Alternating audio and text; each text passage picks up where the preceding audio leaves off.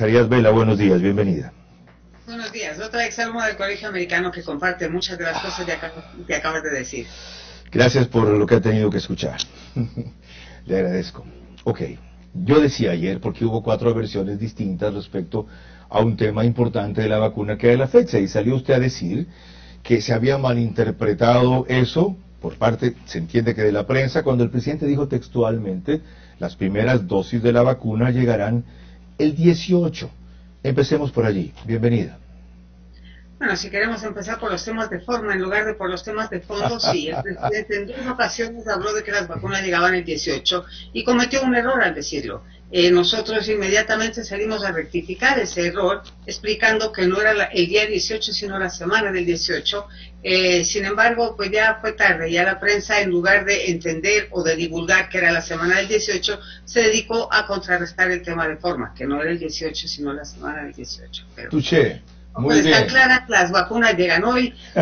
No te voy a decir la hora exacta porque si es que por si acaso hay un viento en contra y nos demoramos 10 minutos, este va a ser el titular y no que las vacunas llegan. Correcto, es cierto, es verdad.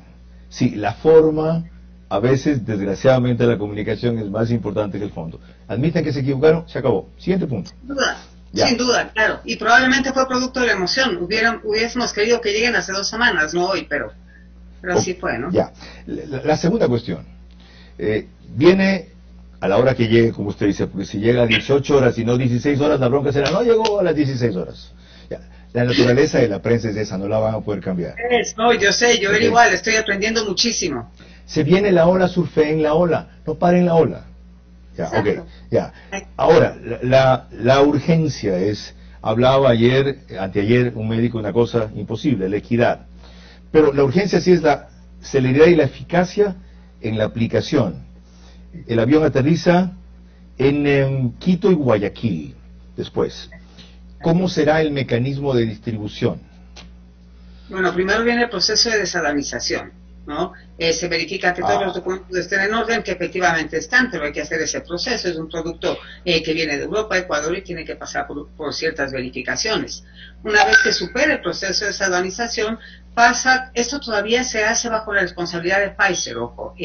Pfizer cubre el producto, digamos, el producto empieza a ser nuestro el momento que Pfizer lo entrega en el punto de distribución, es decir, traslado aéreo, desalinización, traslado terrestre hasta el punto de distribución, todavía es responsabilidad de Pfizer. Nosotros lo recibimos como Ecuador, como cliente comprador, una vez que se entrega en el punto de distribución.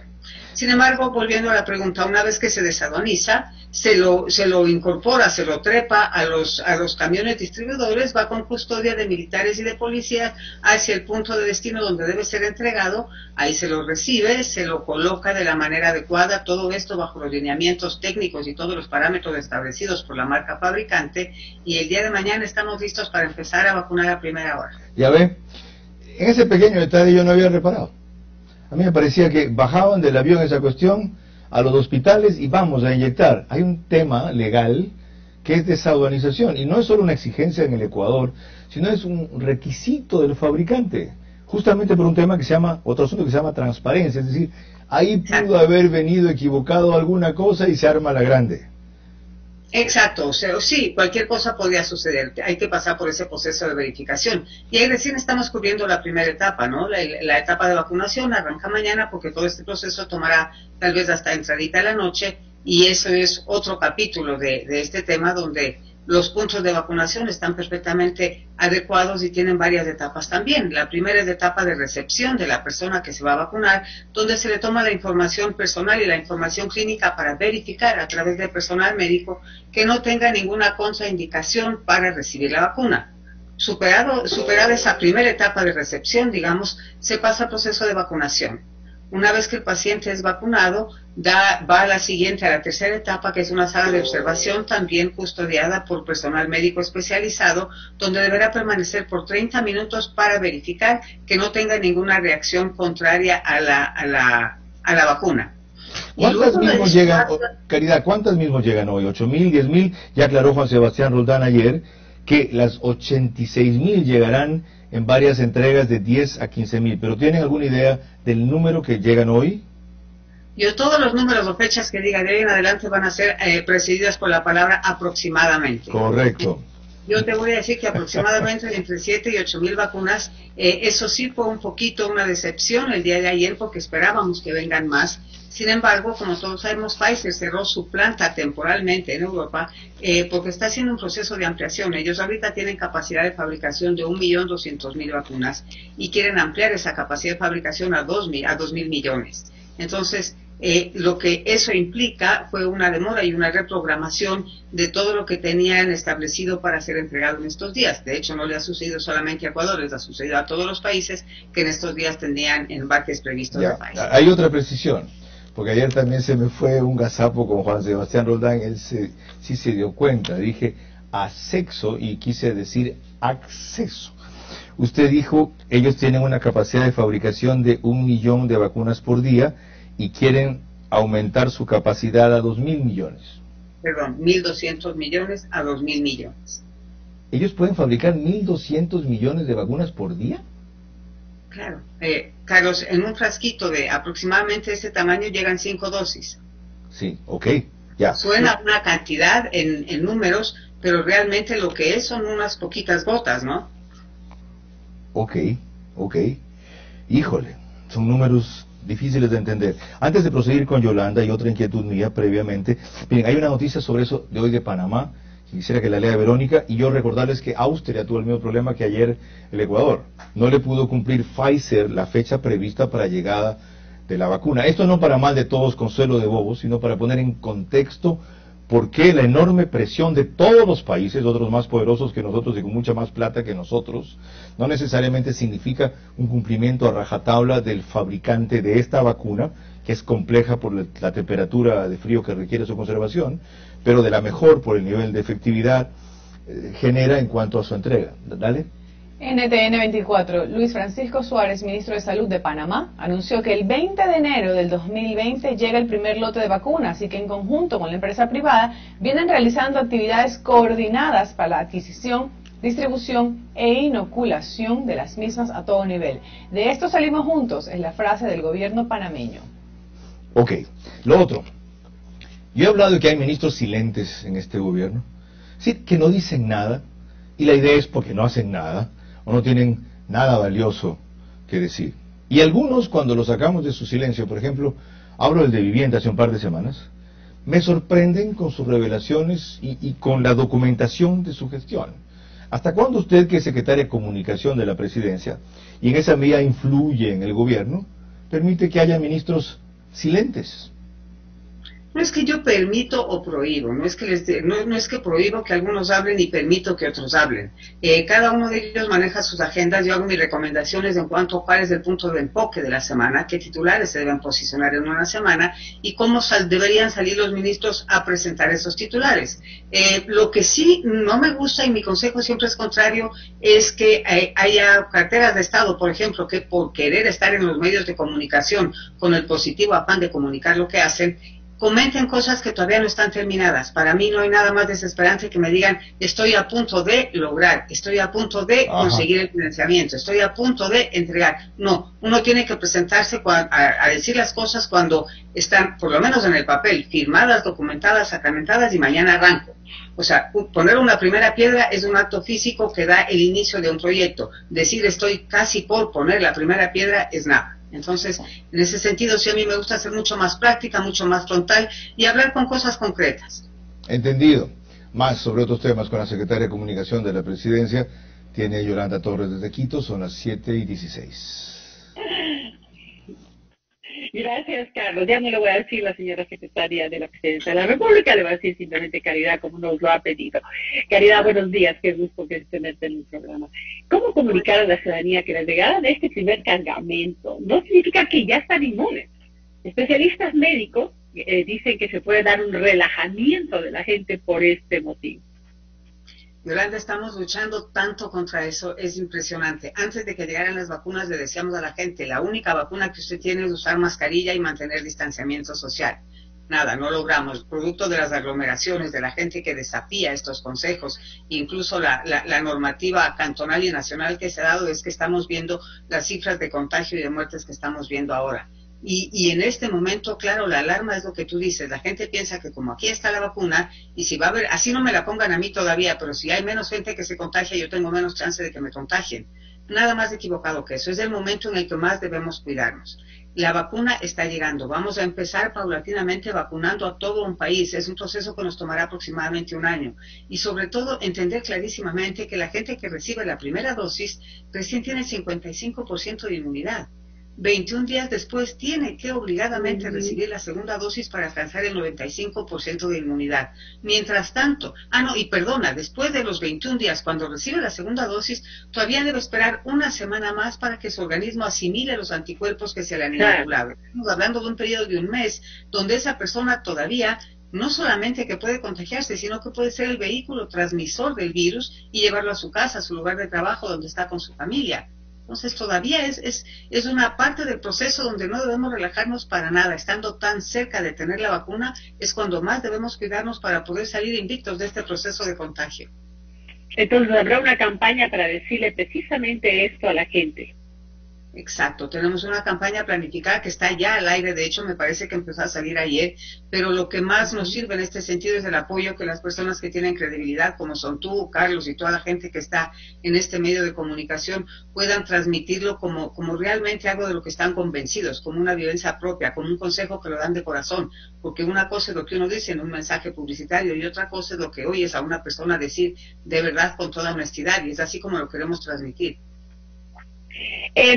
La prensa ha hablado de la falta de información acerca de los temas relacionados con la vacuna, no solamente el tema de la vacuna en sí, sino también los temas de logística. O sea, no sabemos si va hasta el último momento, cuándo va a llegar, cuál va a ser la distribución, etcétera.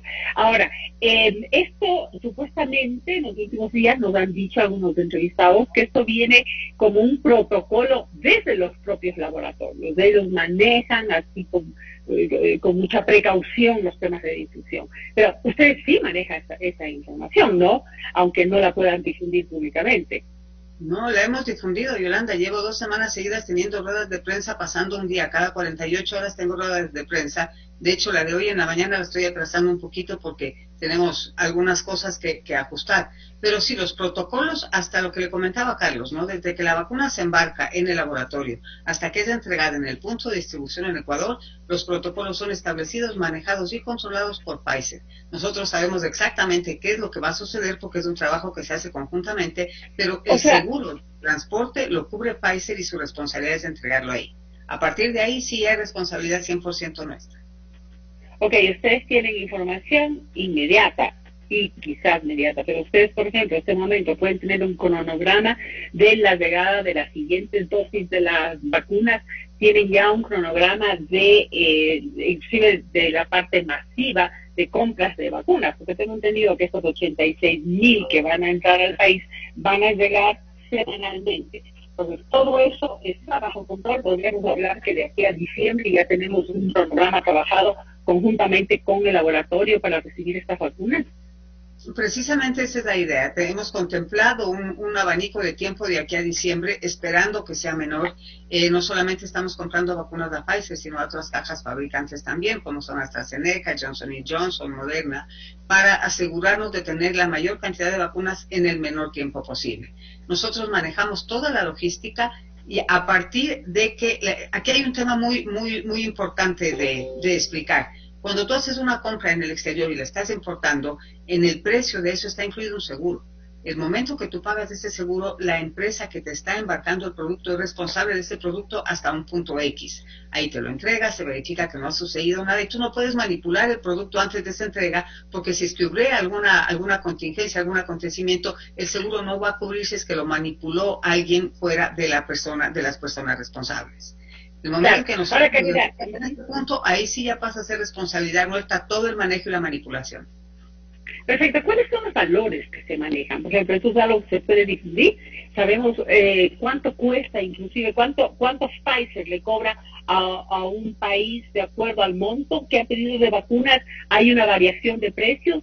Sabemos cuánto cuesta la vacuna en cada uno de los diferentes laboratorios que acabas de mencionar que vamos a adquirirles.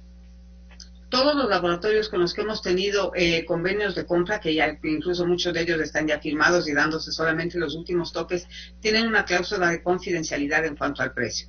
¿Y a qué se debe eso? ¿Por qué? Porque todos los países tienen precios distintos, Yolanda. No es lo mismo que tú le vendas una blusa al vecino o que tengas que vender esa blusa a una persona que esté en Guayaquil y te toca pagar un flete. Peor aún si tu amiga está en Bogotá y el flete va a ser mucho más caro. O los seguros van a ser más caros, o los aranceles de un país terminan siendo diferentes claro. de otro. Sí, estamos pero hay un valor, de todo valor base. ¿Perdón? Claro, hay un valor base. De ahí, obviamente, tiene que ver con la distancia, con el transporte, con una serie de cuestiones como los aranceles, etcétera. Pero hay un valor base en el que tú vendes esta blusa. Claro, sí, que yo no tengo conocimiento de cuál es el valor base en las vacunas porque Ecuador al firmar un convenio es estrictamente responsable de lo que firma. Y te cuento que no solamente con Ecuador esta cláusula de confidencialidad. La tienen todos los países del mundo y de todas las casas fabricantes tienen la cláusula de confidencialidad durante un periodo. Mira, probablemente es una estrategia oligopólica de todas las empresas fabricantes que prefieren que su competencia no se entere cuál es el precio. O sea, estoy elucubrando aquí contigo, ¿no? Porque a mí me parece que debería ser absolutamente transparente. Si es algo que lo está comprando todo el mundo, el precio es este. Si usted vive más lejos, le va a costar más el transporte y más el seguro. Pero el precio va a ser este, ¿no? Pero así se han dado las cosas. Efectivamente, coincido contigo, Caridad, debería ser todo mucho más transparente.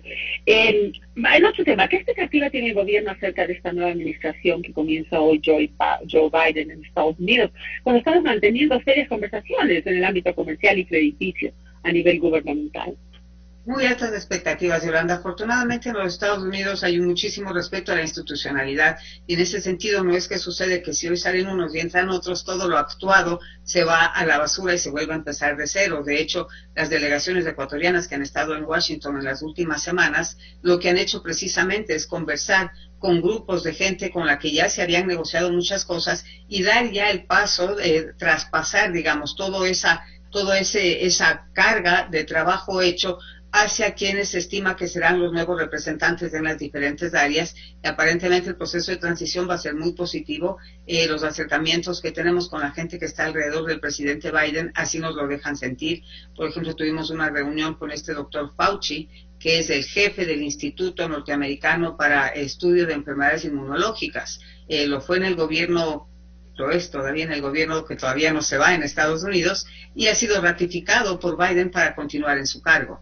Entonces hay muchísimas cosas que de funcionar bien se mantendrán y obviamente hay temas políticos. No vamos a decir que el Procurador General de los Estados Unidos va a seguir siendo el de Trump ahora que está Biden, claro, ¿no?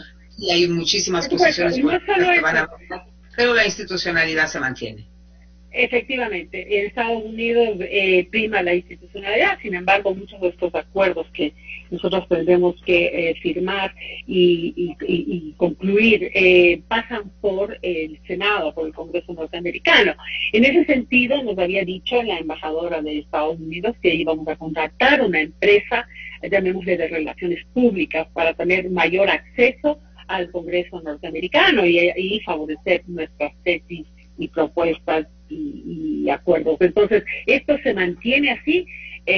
Vamos a manejarnos de esa manera para tener influencia también a nivel de Congreso. Así es, de hecho esa firma de Relaciones Públicas, que no recuerdo el nombre en este momento, está contratada y está actuando.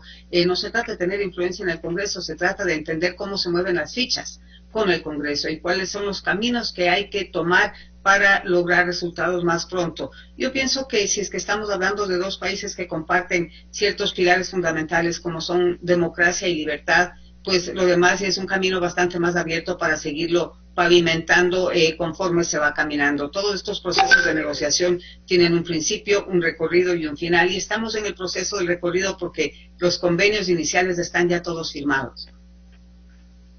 Ok, tenemos un contrato entonces con una empresa de este calibre. ¿Qué pasa, Caridad, si por ejemplo ganan las elecciones un movimiento, un partido, lo que sea, que está en contra del establishment norteamericano, en contra del imperialismo? ¿Qué pasa con ese tipo de contratos? ¿Qué pasa con los acuerdos? ¿Pueden quedar simplemente en el camino?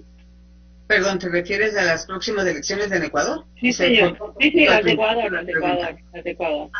Bueno, podría quedar. ¿Y qué perdemos? ahí sí necesitamos tener ¿cómo se llama? La bolita esta para adivinar el futuro. No debería suceder, Yolanda, porque lo que ha hecho este gobierno es precisamente dejar sentados los pilares, los cimientos, para que Ecuador pueda abrirse al mundo, por ejemplo, en temas de comercio exterior, para que Ecuador pueda abrirse al mundo en temas de fuentes de financiamiento alternas, con intereses más beneficiosos, a plazos más beneficiosos que los que teníamos antes. Incluso se ha propuesto leyes en el Congreso para tratar de dejar algunas cosas con un nivel de encaminamiento casi estructurado, como para que no se permitan desvíos tan diametrales como los que hubieron en el pasado. Pero todo dependerá de quién gane las próximas elecciones, dependerá de cómo quede conformada la Asamblea Nacional, que es realmente el ente que termina gobernando con la aprobación o no aprobación de leyes. Y para de ahí en adelante también escuchar la manifestación de los ecuatorianos en relación a ser severos dentro de la definición inteligente de la palabra, no de la definición emocional, pero sí actuar con severidad cuando no está de acuerdo con alguna política que quiera manejarse desde el Estado, como por ejemplo, si es que alguien pretende quitarnos nuevamente el derecho a la libertad de expresión, habremos algunos que salgamos con más de una cacerola, ¿no?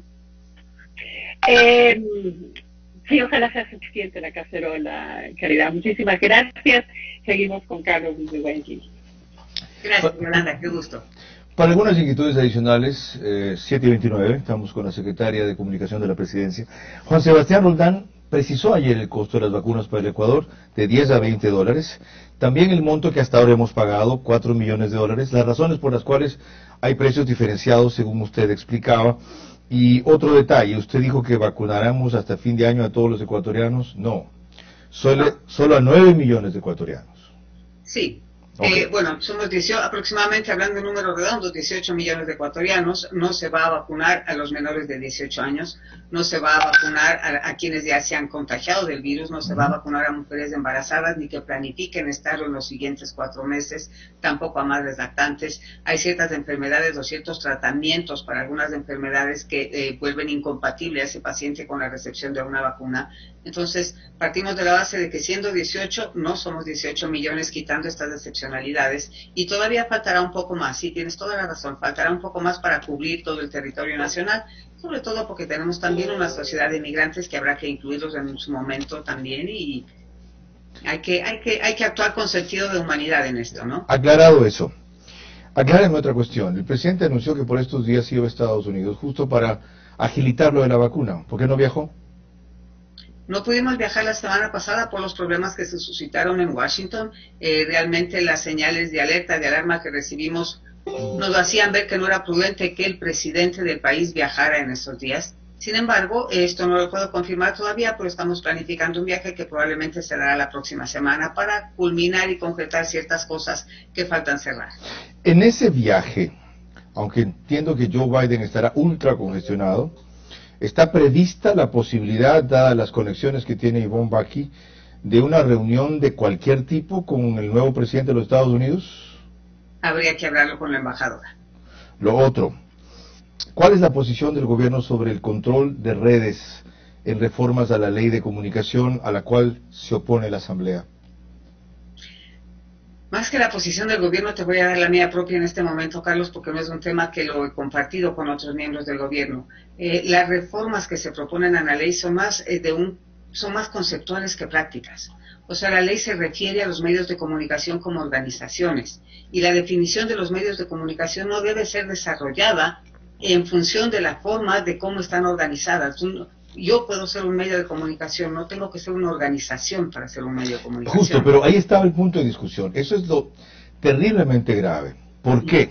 Porque se le aplicaría a esa persona, sin que necesariamente sea una organización de comunicación, una empresa, las mismas restricciones y limitaciones que con razón se exigen a los medios masivos de comunicación o digitales asimilados a medios de comunicación. Y esas personas o esas organizaciones no están en capacidad de cumplir esas restricciones, por un lado, en la parte empresarial, estructural, económica, aunque ahora la tecnología es muy barata y con $3,000 tienes un medio de comunicación casi, y a veces con menos. Pero lo segundo, eso coarta la libertad de expresión, cuyo precio estamos pagando ahora, porque a cuenta de libertad de expresión cada cual dice lo que quiere sin necesidad de que lo compruebe. Sin embargo, el costo de una restricción así sería peor. ¿Por qué usted es favorable a esa posición? No, yo soy favorable a la definición. Yo pienso que un medio de comunicación es un mecanismo de divulgar noticias. No es una organización, no es una persona jurídica, no es una persona natural, es un mecanismo de divulgar noticias. Okay. Esa es la diferenciación que la hago, por eso me refería al inicio diciéndote que para mí era una cuestión de semántica, ¿no? Y que obviamente en este momento no podemos tener una ley de comunicación que continúe definiendo a los medios de comunicación solamente dentro del ámbito de los tradicionales. Los medios de comunicación son muchísimo más ahora que solamente periódicos, radios y televisión. Ahí entramos en otro problema, la definición de noticias. Noticia es todo hecho nuevo de repercusión general. Noticia es todo hecho nuevo de repercusión general. ¿Cómo puede ser tu opinión o la mía? Tu opinión puede ser noticia o puede hacer noticia. Si También. tú con una opinión haces titulares, También. estás haciendo noticia. También. Es muy antiguo, Carlos. Yo creo que el tema del periodismo y el tema de los medios de comunicación es un tema de conciencia más que de ponerlo en blanco y negro. Quien quiere ser periodista tiene que asumir un juramento con su propia conciencia y con la gente a la que va a En eso coincidimos, pero no nos salgamos, es que es apasionante esta discusión y de paso la tendremos más largo en algún rato. Es que es apasionante esta discusión, porque si la noticia la categorizamos como usted y yo, una persona con su herramienta emite noticias todos los días. Por lo tanto, las restricciones de la ley y las sanciones también se aplicarían a esa persona, que todo no tiene, como usted dice, ni el compromiso ético ni la formación de los periodistas. Entonces, de casi todo, ¿no? Porque aquí en esta profesión también hay desvíos y desvaríos. Y ahí entramos en un problema muy serio. Es un problema serísimo. Porque incluso con este aparatito que estamos mostrándolo tú y yo, el momento en el que yo tomo una noticia tuya y la comparto para otro segmento, para otro país o para otro grupo, ya también soy un mecanismo de divulgación de noticia, no generada por mí, pero obtenida por mí. Ajá. Y mientras yo cite la fuente, yo no estoy cometiendo ningún plagio ni ningún problema. Entonces sigo actuando de manera correcta. Fíjate que no tenemos legislación ni siquiera en Ecuador para contrarrestar de alguna forma las noticias falsas. El otro día estuve viendo un informe de noticias falsas que no me voy a atrever a decirte el número de noticias falsas que reportaban en ese informe por miedo a equivocarme, porque eran millones, solamente durante la época de la pandemia. Ahora, es una locura. Es que no hay protección contra eso. ¿Quién creyera? Más que la propia verdad. Vuelvo a repetir, qué apasionante discusión. Mire, la principal superpotencia mundial, Estados Unidos, no se ha podido blindar contra eso. Influyeron en la elección de Trump y han influido en el proceso electoral de ahora. Y podría citar muchos ejemplos. Voy a uno personal. Últimamente ha trascendido una noticia, que es una mentira, respecto a los términos de mi acuerdo con TC. Y me preguntan, ¿por qué no lo lograste? ¿Por qué es mentira? Les digo al revés, si fuera verdad lo que ellos dicen, porque ellos no sustentan lo que aseguran. Les pasó lo mismo cuando cubrí lo de Carapaz en Italia, que yo había ganado $200.000 de CNT por auspiciar esa cobertura. Eran 3.000, 4 auspiciantes de ese valor, 12.000. Entonces, si uno cae en la dinámica de contrarrestar eso, es peor, lo retroalimenta y lo convierte en algo digno de ser discutido. ¿Por qué no lo ignoran? Y va más allá de eso, Carlos, porque si es que tú caes en la dinámica con una contraparte racional contra la que puedes argumentar y discutir y aclarar es una cosa, en el 99% del tiempo te topas con una contraparte insultante, burlona, que te falta el respeto, que te agrede a nivel personal o físico si es que hay algo que llame la atención. A mí se me la agarran por el largo del pelo siempre. Entonces ya la discusión cae en un terreno tan burdo, tan Ni siquiera he visto eso. Pulcro, que realmente es la discusión manejada con altura, incluso entre puntos absolutamente contrapuestos, es algo digno de llevarse a cabo, porque todos terminamos aprendiendo. Lo otro es una pelea de mercado. Debo suponer entonces que usted comparte o aprueba, o simpatiza por lo menos con la política de Twitter, que eliminó las cuentas de Trump, cuando incurrió en pronunciamientos que ellos consideraban, y en efecto lo eran, incitación a la violencia. Absolutamente de acuerdo, y quitamos del nombre aquí. que no sea Trump, que sea cualquier otra persona, no tengo nada ni a favor ni en contra del señor, pero cualquier persona que a través de los medios de comunicación incite a la violencia a toda una nación y que se vea que esa incitación a la violencia tiene el resultado que tuvo, no debe ser permitido a tener una cuenta en una red social pública donde tiene ese nivel de alcance. Sí, señora secretaria, o Caridad, gracias por la media hora. Tengo una cosa que me hace ruido. En comunicación, cuando algo te hace ruido, significa que te genera distracción. Los almohadones que están atrás, ¿son de la cama o del sofá de la sala? De la sala, Carlos, de la sala. Lo que pasa es que tengo un dolor de espalda que me está matando y estoy sentada en el piso porque si me siento en algo suave voy a tener problemas un poquito más tarde. Tengo tieso desde el cuello, la espalda, mortal. Esta era la discusión aquí. Oye, te está atendiendo desde la cama, si ven cómo hablan estos, ¿no? Muchas gracias. 7:38, la secretaria de Comunicación de la Presidencia.